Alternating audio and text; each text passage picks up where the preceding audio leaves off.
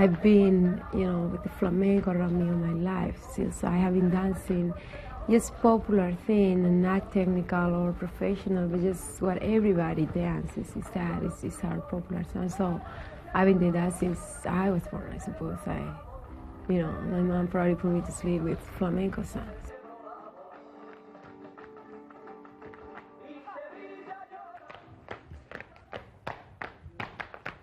No thoughts are in my head, except the feeling of joy of partaking in my culture and knowing that I'm helping somehow for people to see it, because I know that it's authentic dancing.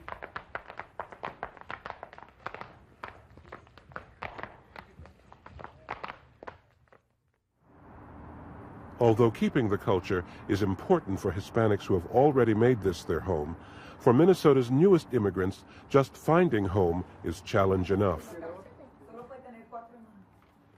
Jose and Maria Torres and their 4 children were finally reunited in the Twin Cities several months ago. That was about 5 years and 3,000 miles since they last lived as a family, and about 10 years since their journey began. The Torres are refugees from the war-torn country of El Salvador. They've made a home in St. Paul, and their intention is to stay.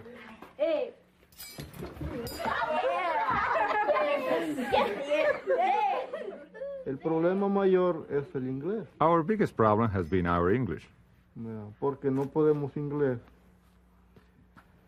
Because we can't speak English, we can't get jobs. Because if we knew English, we wouldn't have a problem.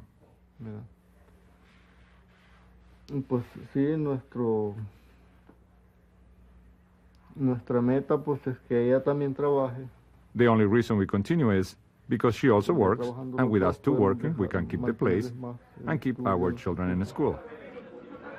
Their escape to safety was a complicated one.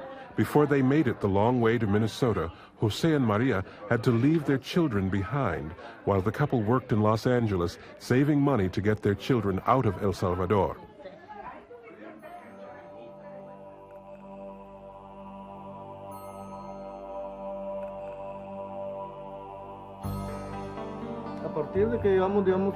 When we got to Los Angeles, we went to work. It was hard.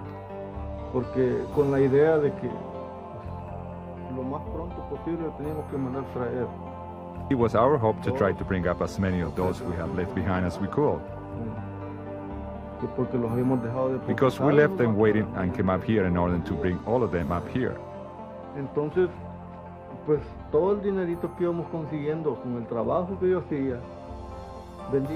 So we saved all the money we made selling popsicles. She sold popsicles on the street. I worked all day. Eventually, a friend's relative offered a place to stay in Minnesota. So over the past 2 years, the family has gradually made its way from LA and El Salvador. Daughter Marta, sons Carlos, Jose Julian, and William. William was arrested in Mexico attempting to reach the United States. He was put in prison and sent back to El Salvador. On his second try, he made it to Minnesota. Maria says her family has found a welcome here. Here people are a lot different than Los Angeles. Here they may not know you, but they treat you with kindness, with love.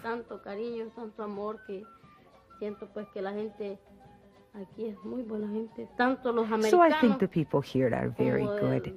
Both the Americans and Puerto Ricans. Some from Mexico too. They've helped us. The open and generous arms that have greeted them here offer deliverance from the arms of struggle of what was once their home.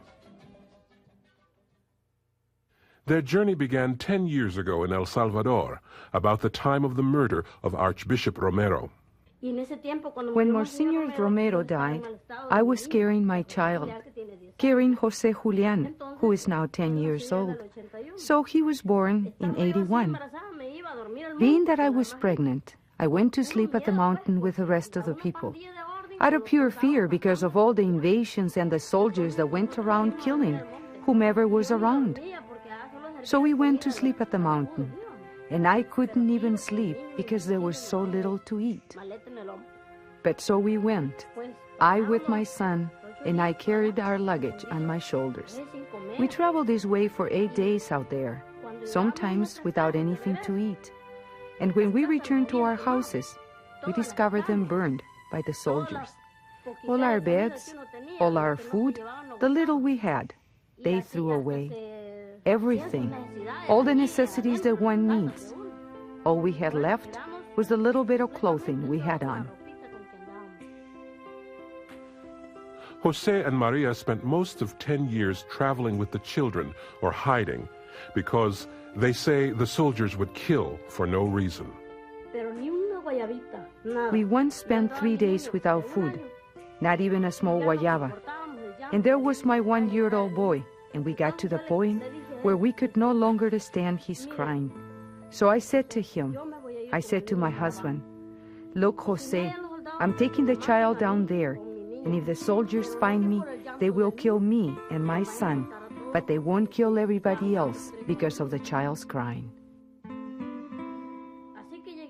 So there was the pool of water there, and I put him in the water and splashed him to make him laugh. And there I prayed to God that my child will sleep and stop crying. And I held him against me, and I patted him until he fell asleep. I'd spent the entire day there. The next day we survived, but it's so hard to remember all of that. It's so hard. Along the paths there were some dead horses they had left, and people as well. Dogs. We saw stray dogs eating the bodies as we walked along, and we walked in all of these. And we drank water where there was dead bodies upriver. We were drinking water downstream from dead people, and it was a miracle from God that we are still alive. During the years of the invasions, 18 of Maria's brothers and cousins were killed, and Jose lost 6 brothers. Death surrounded them as they moved. We have to all go along, keeping an eye on one another. And it was during a time that almost all, that is to say 4 of them, we have to carry.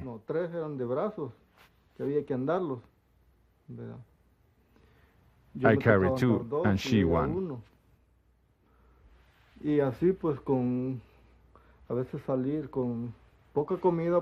And we will go as far as we could with little food and them in our arms. It was very hard.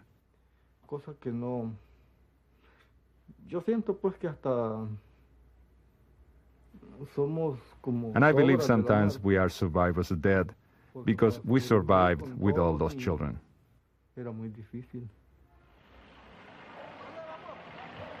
Well, it seems a miracle that Maria and Jose and their children survived their flights and partings to be reunited at last on the prairie of Minnesota. It is a grace tempered by sorrow. Their 2 oldest sons were killed, the elder in 1986 and the younger in 1988, struck down by the weapons of a war that's called civil.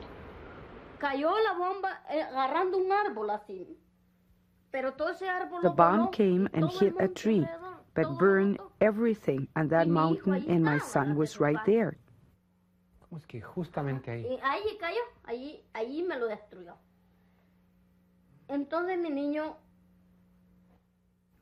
Right where it fell and where it destroyed him. And so my son died, and I went to see him after a month. They told me I shouldn't. I was crying and crying, but I had to see where he fell. I need to see where he fell. And I went.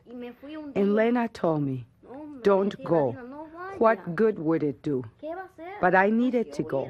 I had to go. How old was he? 14 years old.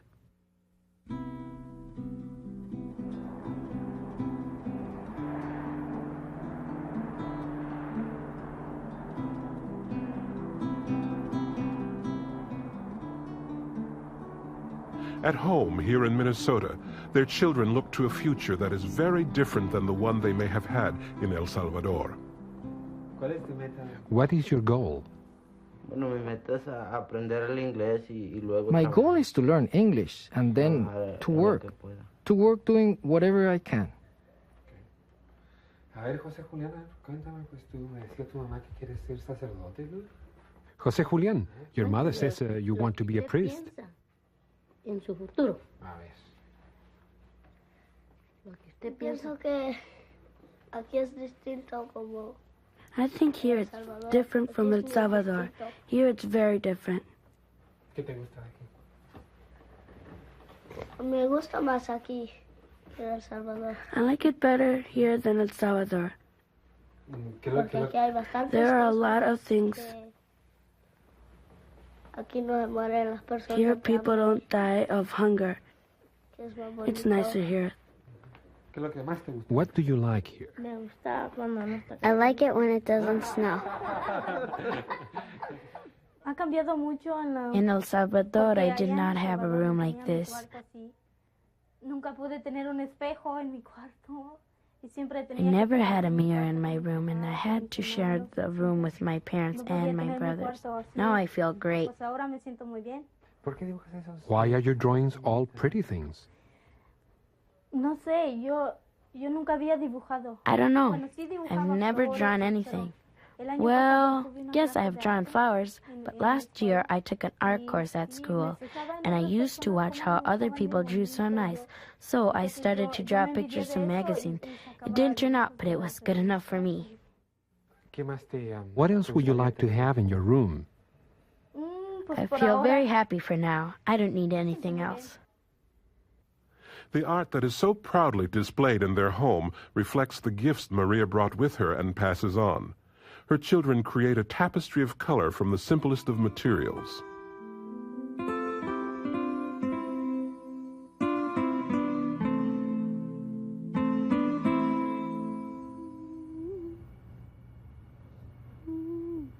Their mother creates these tiny vessels with only her worn hands, the earth, and her will.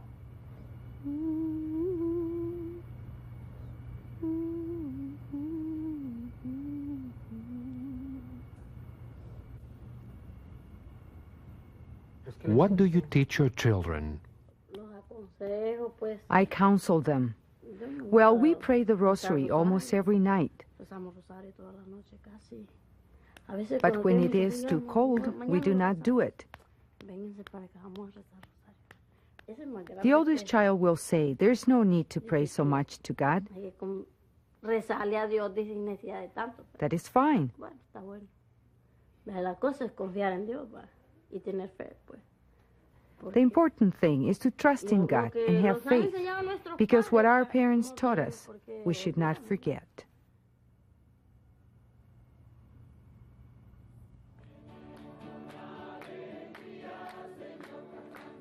The Torres family left behind others, of course. They would eventually like to bring Maria's mother and other family members. But first they must find a permanent place to stay. Jose and Maria are seeking political asylum in the United States.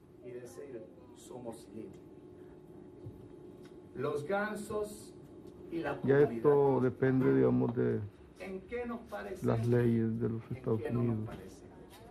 That all depends on the United States laws if we always remain here. Si acá no pudiéramos pasar If toda we la could vida not stay here the rest of our lives, we'll go to another country for asylum.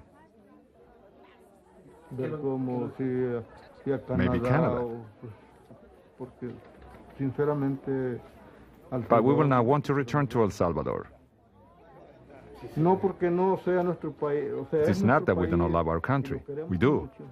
But we do not wish to repeat the same story again. que hemos sufrido.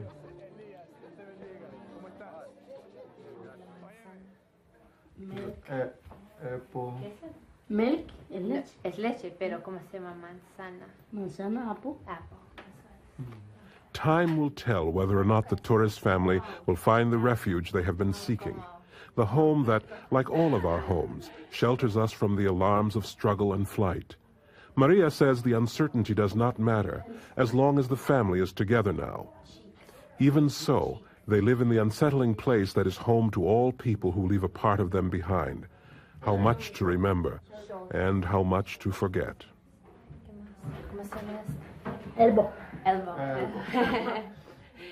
¿Están aprendiendo inglés? Are you studying English? Estamos Little by little, we have our dear instructor, and we're learning a few words here and there, but it is hard because we're so old. We're set in our thinking. We forget things quick. In the morning, I learn another word, and then by noon, I forgot it. I forget.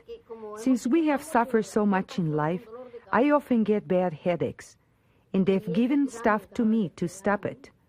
I forget quick, and for some reason, I wake up every morning at 4 with a headache. Sometimes I'm up at 2. And as my luck will have it, I went to Ramsey Hospital, and all my doctor told me was, I can't understand why you're having such headaches. Bad luck for me.